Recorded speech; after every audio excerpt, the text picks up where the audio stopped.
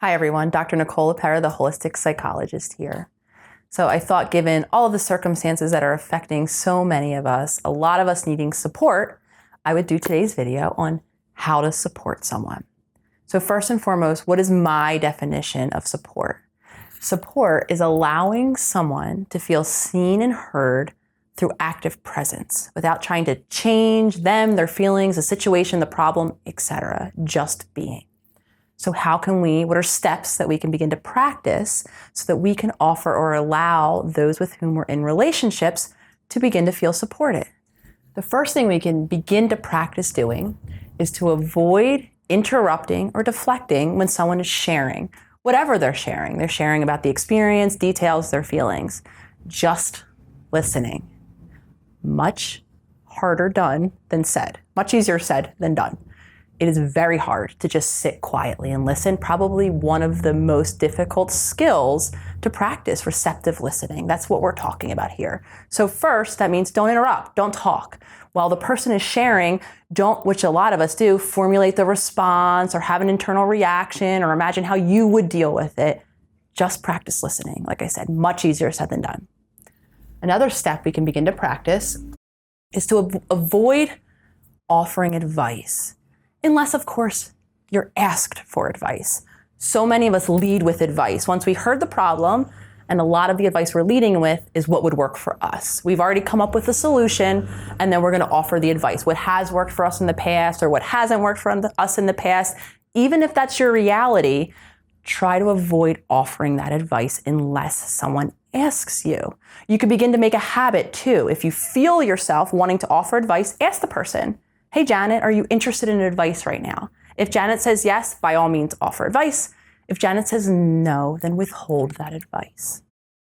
Another step we can begin to practice is asking questions. Ask the person, what was that like for you? How did that feel for you? What would have felt better for you? Again, this is an important practice because what most of us do is we assume that that person has the same or would have had the same experience of that situation or that problem that we would. We assume from our perspective first, right? So it's really helpful to begin to break that habit of assuming and just to ask. Even if you've had a very similar sounding experience to what maybe Janet is telling you, ask Janet how that was for her. You might be surprised to hear that would have made you incensed or really angry wasn't the part that bothered Janet. There was something else that upset Janet. We all do this naturally. We live from our own experience first, and it's often very well-intentioned. So that's a practice that we want to break. Begin to ask the person themselves how it was for them. That goes a long way in helping that person feel seen and heard based on their experience, not yours. Another thing we want to practice is then affirming what we're hearing or what we're seeing. Simple statements. I hear that was really tough. I can see how frustrating that must be. I can imagine that must feel really painful. Again, this doesn't mean that your experience or you would have had the same reaction. This is about that person and supporting them in what's going on for them in their world. So even if you would have reacted differently, you can show that you're supportive and you're receptive listening by imagining from their perspective. We all have different ways we experience the world. So to really truly allow someone to feel supported, we're showing up in presence, right? We're listening. We're not interrupting. We're not deflecting.